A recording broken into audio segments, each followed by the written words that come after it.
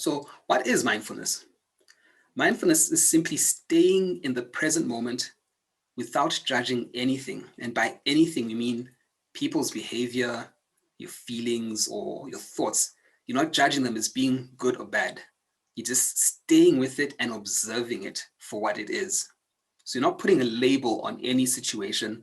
You're not putting a label on any thought. You're not putting a label on any behavior or any person's behavior. You're just staying with it and just calmly observing it. That's what mindfulness is all about. So in a sense, you can just notice the emotional soup that's within you. You can just notice any feelings that have been stirred up within you without necessarily having to eat that emotional soup.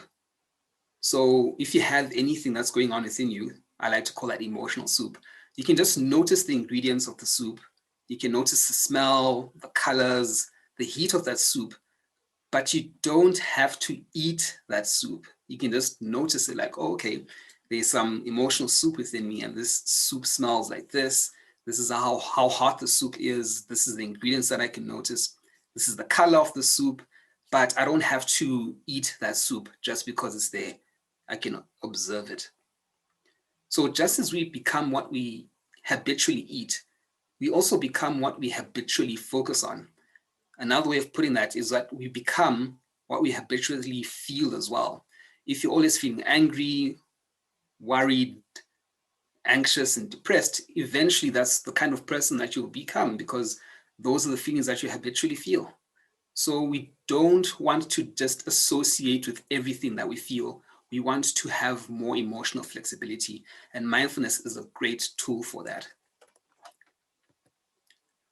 So in terms of us becoming what we habitually focus on, I just want you to take out a piece of paper for a minute or two and just answer these questions to the best of your ability. What do you focus on? So in terms of what you focus on, do you focus on things that you can or can't control? So do you look at things that you can do in your life, or do you look at the things that you can't do?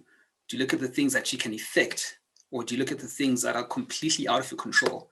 The weather, the economy, other people's behavior. What's your primary focus? Do you tend to focus more on the past, the present, or the future? Now, I know we all sort of go back and forth between these three, but generally, where would you say your default setting is? Do you tend to focus on the past and things that have happened that you can't change anymore? Or do you tend to focus on the future and what's going to happen and how it's going to happen? Or do you tend to stay more in the present and just be here right now? And in terms of the meaning that you give events, do you give events empowering or disempowering meanings?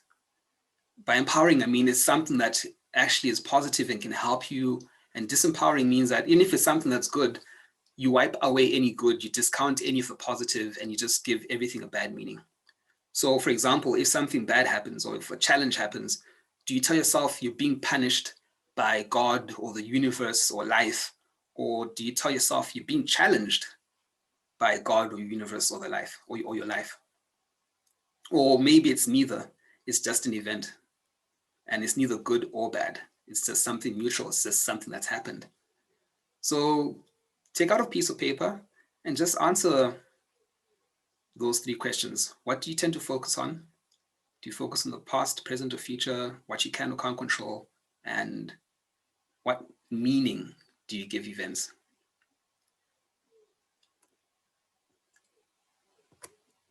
Great. So we don't want to live on autopilot all the time, right? And what do I mean by autopilot? It means that when our mind, we're physically present in one place, but our mind is elsewhere. Our mind is elsewhere, focusing on something else. So you can be having a conversation with someone, they're talking to you about something important, maybe it's not important, but you're not paying attention to what's actually going on in the conversation. You're thinking about what you're going to say next, or you're not even really listening. Your mind is thinking about something else that's happening around you. You're not present in that conversation. You're not fully engaging with that person that's right in front of you. Or maybe you're watching a movie or you're doing something that you really enjoy, something that's relaxing, some hobby of yours, but you're not fully present in the moment. You're thinking about work, or you're thinking about something else, you're thinking about a challenge that you're facing, you're not there in the moment. Or have you ever had this instance where you're driving somewhere and you don't realize when you got to your destination? Maybe it's a route that you use quite often, driving to the store or driving to work.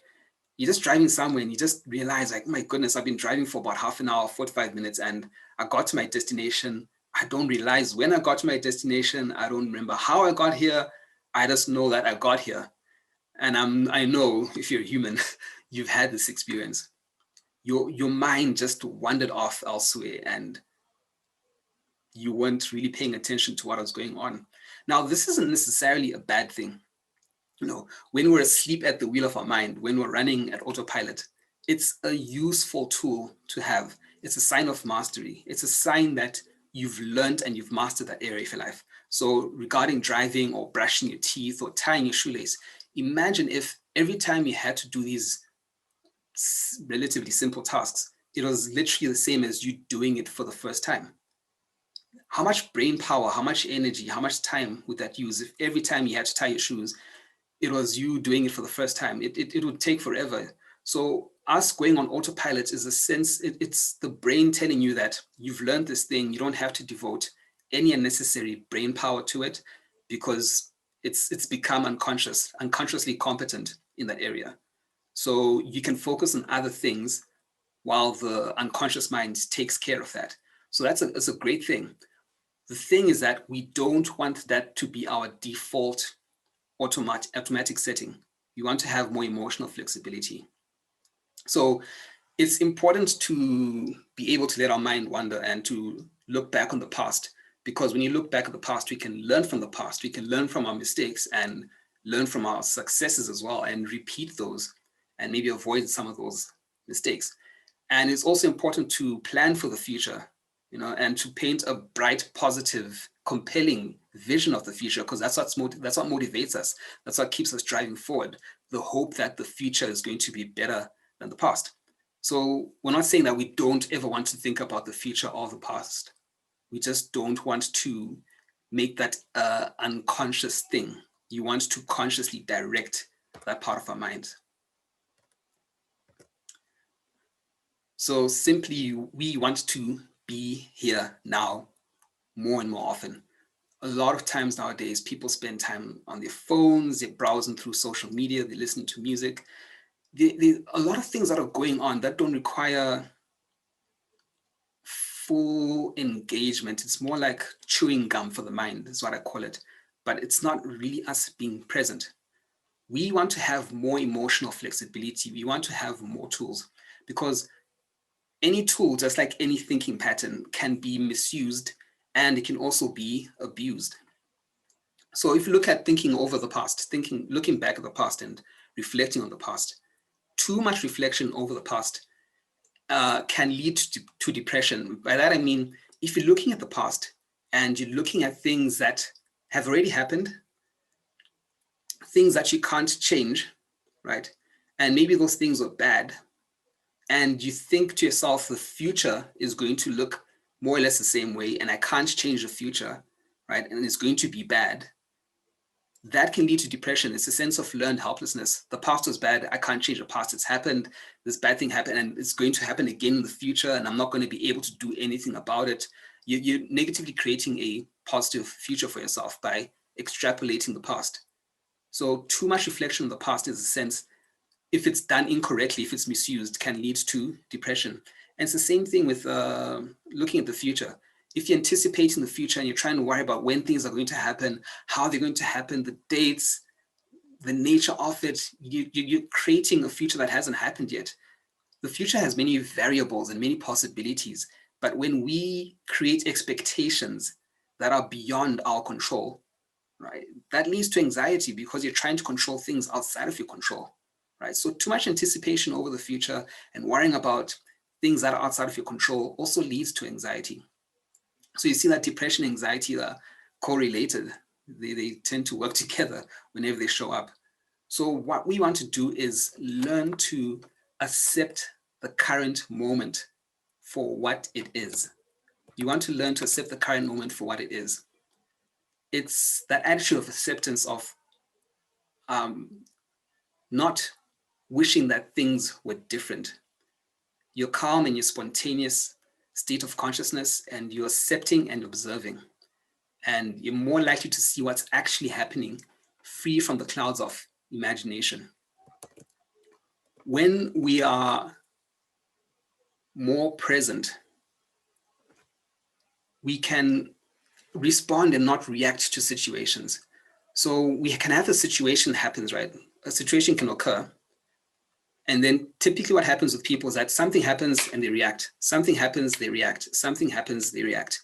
When you're mindful, it gives you that little bit of a gap. Something happens, you've got this gap to just notice and observe what exactly is going on without judging it as being good or bad. You're just being calmly detached and observing.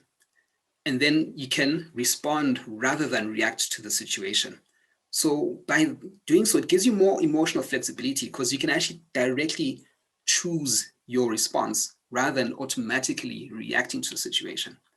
So that's the beauty of it. And you can then tie back to those benefits of, being calmer, having overall happiness, being more detached from stress and all these things. It's a muscle. And the more you do it, the easier it becomes.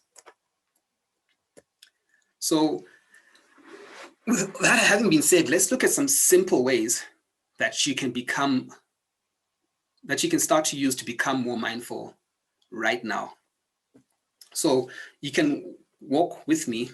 I'll walk you through this exercise and just go through it with me and see how you feel.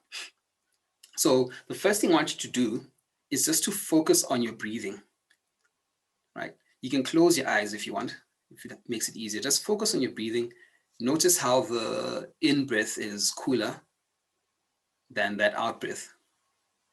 And ideally, you're breathing through your nostrils, right? So just notice your breathing.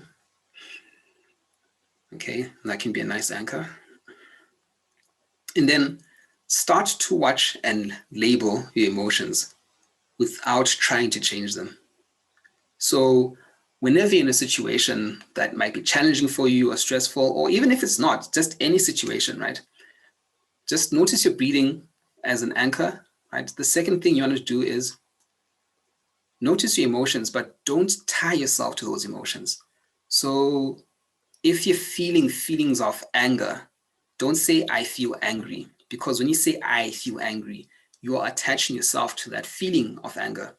You can just say, I can see anger, or I notice feelings of anger.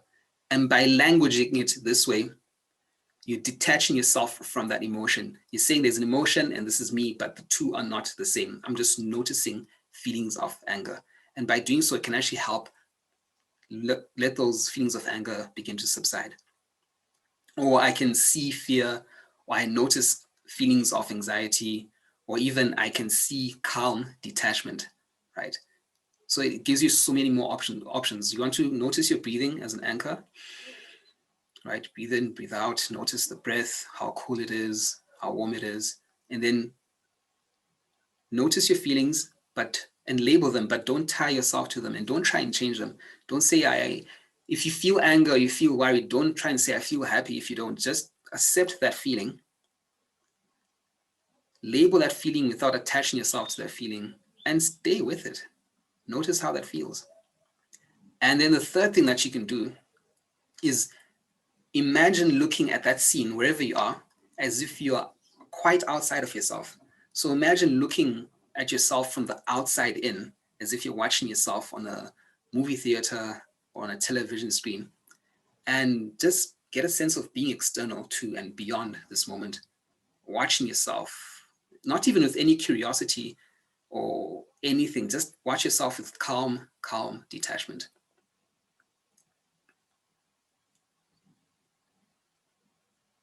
All right. And how does that feel? A little different? A little calmer? That's great, right?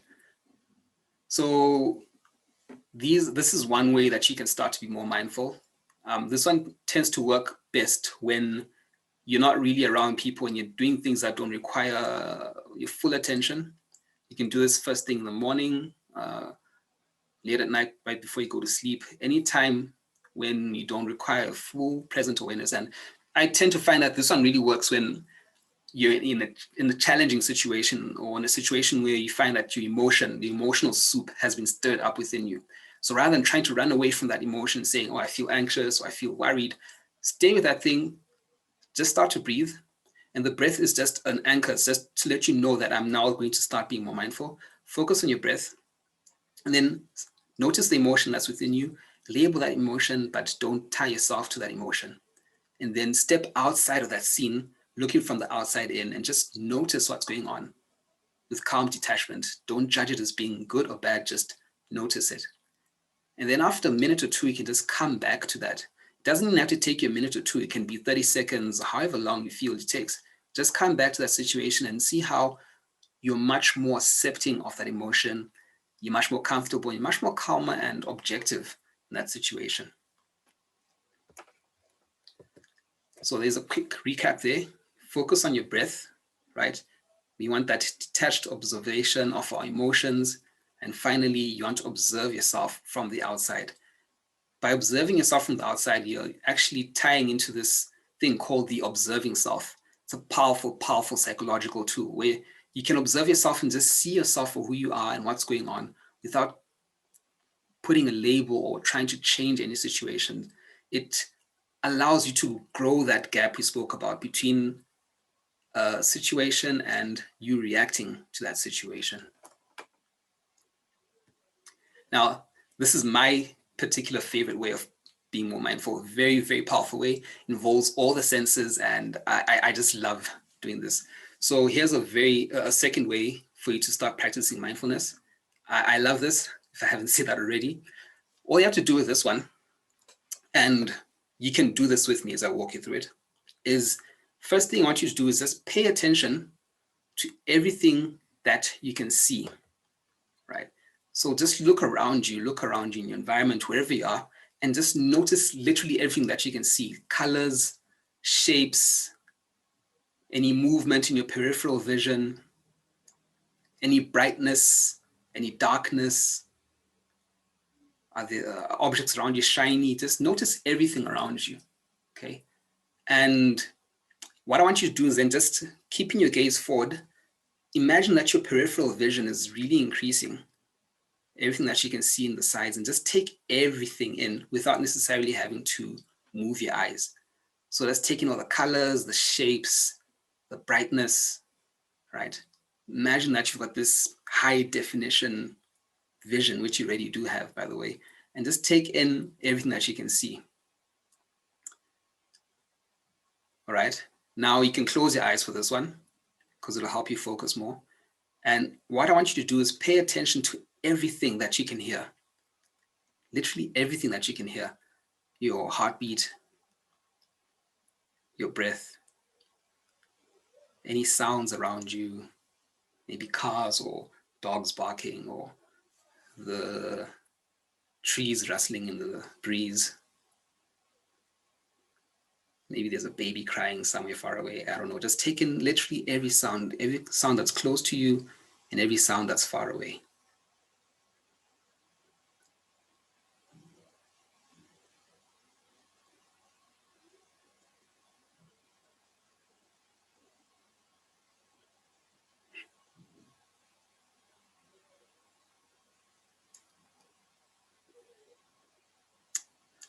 Great.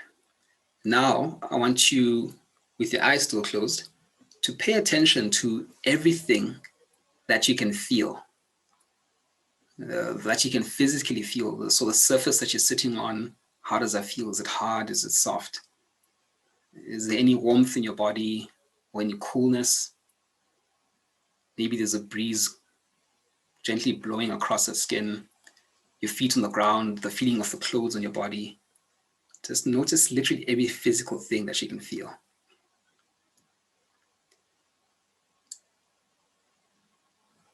And you might even notice your feelings. Just notice those without judging them. Just notice your feelings. If you don't notice anything, that's also you noticing. That's fine.